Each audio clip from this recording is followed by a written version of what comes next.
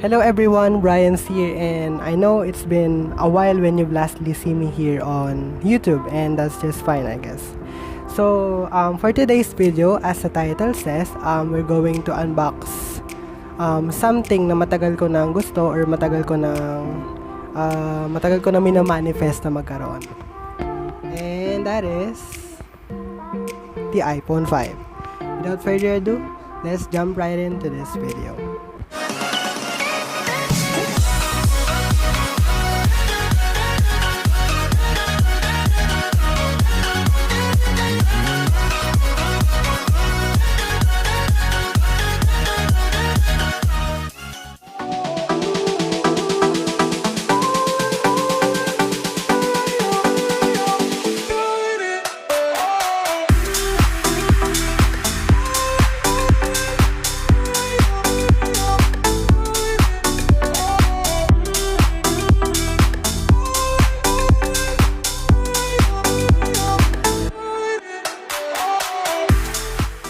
So I ordered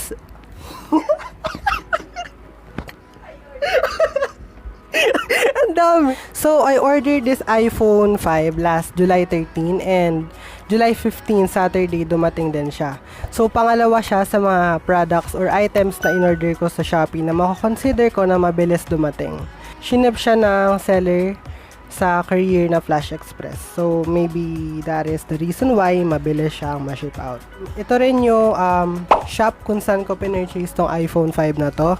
And I also included the link of the shop on the description box below, including the link of the iPhone 5 itself. So, in case na gusto nyo siyang i-check, gusto nyo siya i-check out or purchase, makikita nyo siya agad. Hindi na kayo magsa-search pa kasi nagkalat din yung ganito sa Shopee and baka iba yung order nyo. So, enough talking, let us now unbox this iPhone 5. So, disclaimer, it is currently August 12 and as I mentioned, dumating tong product na to dumating tong iPhone na to noong July 15 pa. So, it's been couple of weeks past na noong dumating tong iPhone na to. So, obviously, na-unbox ko na siya and na-setup ko na rin siya. I am just filming this video so I could have something to look back into as a memories na rin na there is a time na naka-purchase ako nito. So, let us now open the box. Ito mismo yung box na pinaglagyan ng iPhone nung shinip siya. Nakalagay lang siya sa yung parang itim na parcel tapos ito yung laman. Secure din siya nakapack sa loob with a bubble wrap. Saka madami ring tape, I guess. So let us now first start with the phone. So ito yung phone. Mahulog no? So ito yung phone, nakalagay siya sa bubble wrap na parang lalagyanan. Let us now put it aside for now. Ito naman yung accessories niya. Ito yung earphone na shinip kasama no iPhone. So, medyo weird lang kasi Cherry Mobile yung earphone.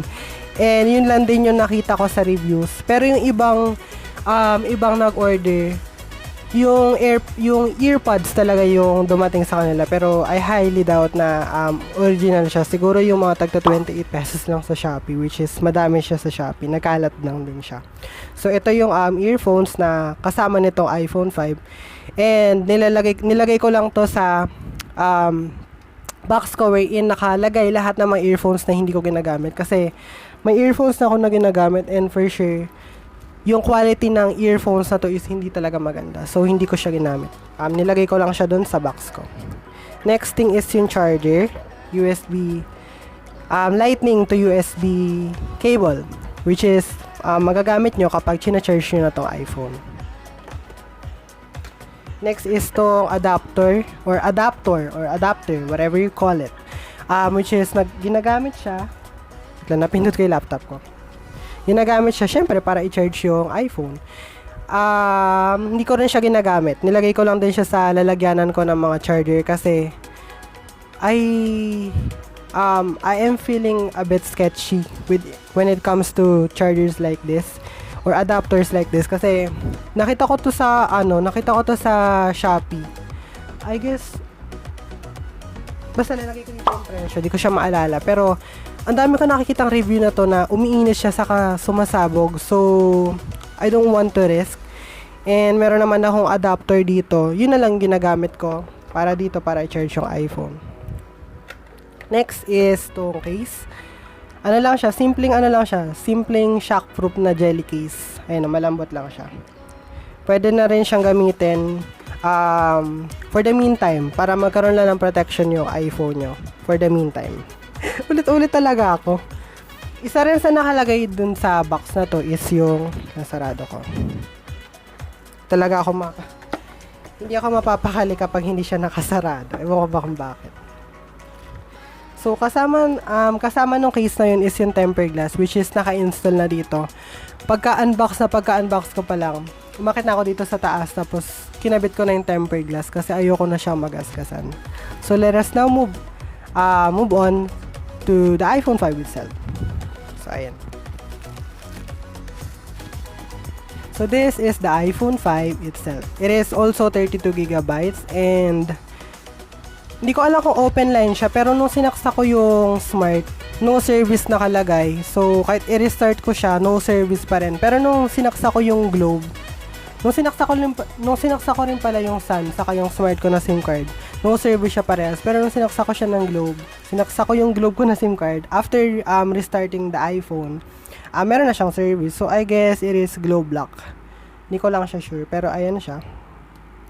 And it is working perfectly fine. Mint condition din siya. Minimal din yung gas-gas. Upon checking on my laptop, it was purchased back in 2013. Had a battery repair on 2014 and ito na siya ngayon. Gumagana siya. So, I bought this iPhone 5 to upgrade from my iPhone 4S. So, kung nanonood kayo ng vlog ko, pinakita ko siya dun sa may parang year-end video ko.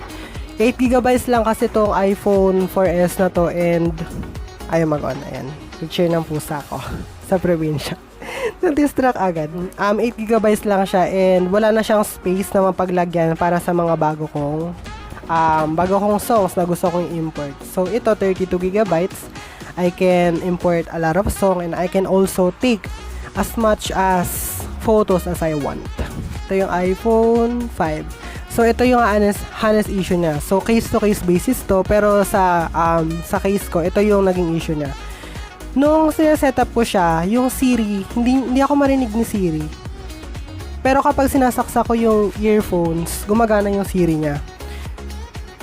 Upon closer inspection, napansin ko na yung front mic niya, tatlo kasi mic ng iPhone. Meron siyang rear microphone, meron sa bottom, tapos meron yung front microphone. Ginagamit siya sa Siri saka sa FaceTime front camera. Yung ano niya, yung front microphone niya, gumagana siya pero kailangan mong yung ganito kalapit para marinig ka niya. Ayun yung naging issue niya. Syempre sa age na rin or sa katagalan na rin nitong iPhone, medyo mabilis siyang malobat kapag halimbawa nag-i-stream ka sa YouTube. Pero kapag nakikinig ka lang ng music or nakinig ka sa Spotify, music, podcast, okay naman siya. Papansin mo rin yung mabilis na pag-drain ng battery kapag nakabukas yung camera. Specifically kapag naka-video or nagpipicture ka lang. Ganun. May replacement na battery for iPhone 5. I saw one for, I guess, 309 or 312 pesos. Somewhere between that.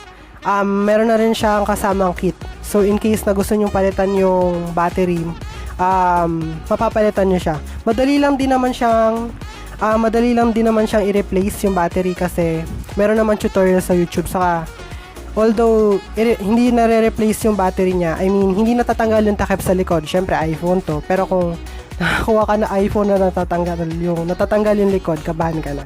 Oh no! Cringe! Nothing's gonna change my life. So, ayun nga. Kahit hindi natatanggal yung likod niya, madali lang naman siya mabuksan para mapalitan yung battery in case na nagkakaroon ka nga ng battery issues. So, this is already jailbroken. iOS 10.3.4. So, naayos ko yung sinasabi ko kaninang issue na front mic. So, naririnig na ako kapag nagbe-video na nakaharap sa front camera. Pero kapag naka-back camera naman, okay naman siya. Kahit hindi ko siya i-jailbroken. Or kahit hindi ko siya i-jailbreak. Oh my gosh.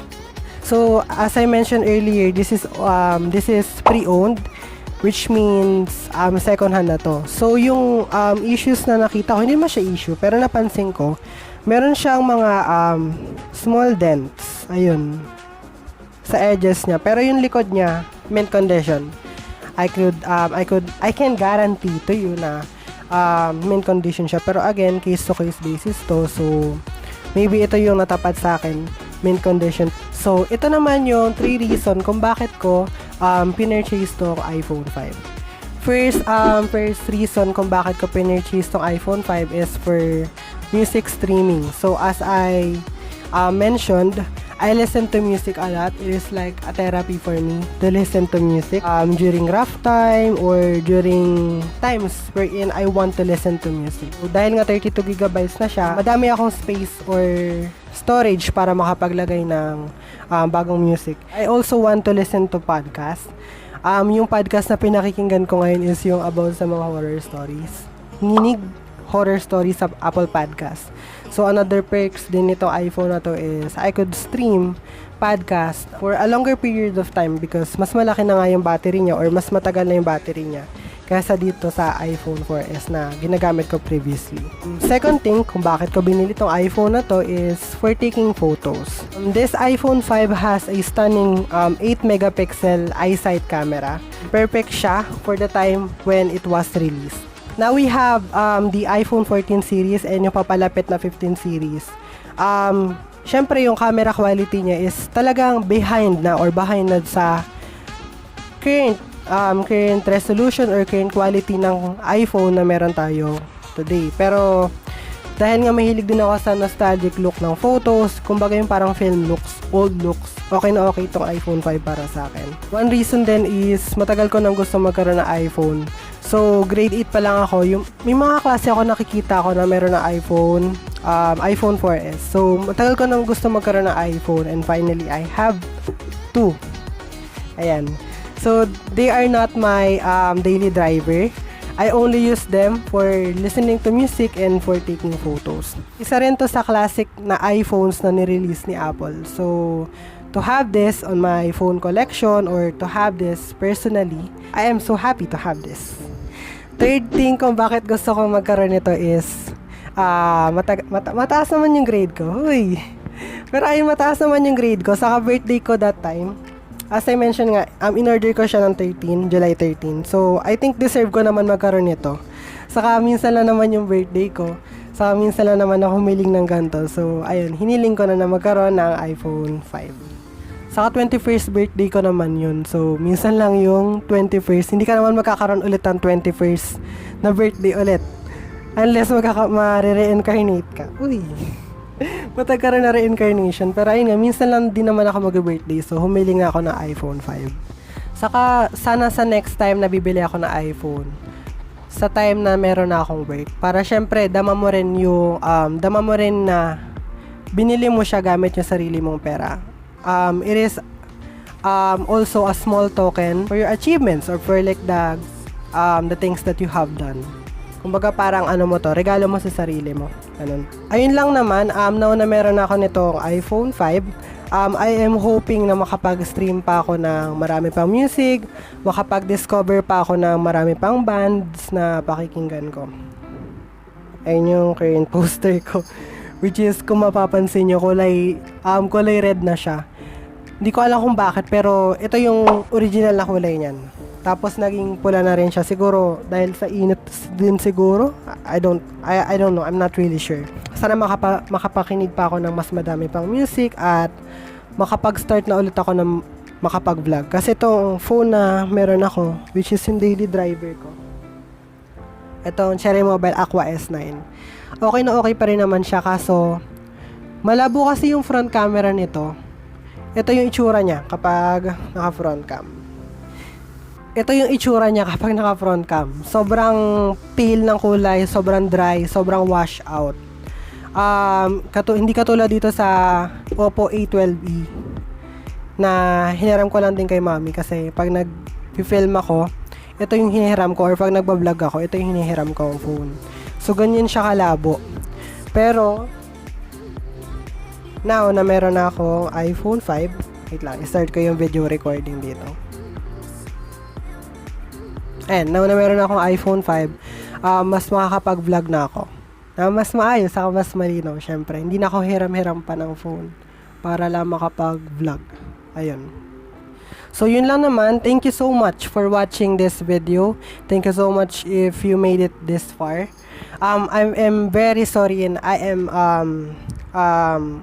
owing you guys an apology for not being active here on YouTube. Considering na nasa 345 subscriber na ako, tapos ngayon pa ako huminto sa pag-vlog or pag-upload ng video. Pero I have things that I need to do outside social media naman. Uy!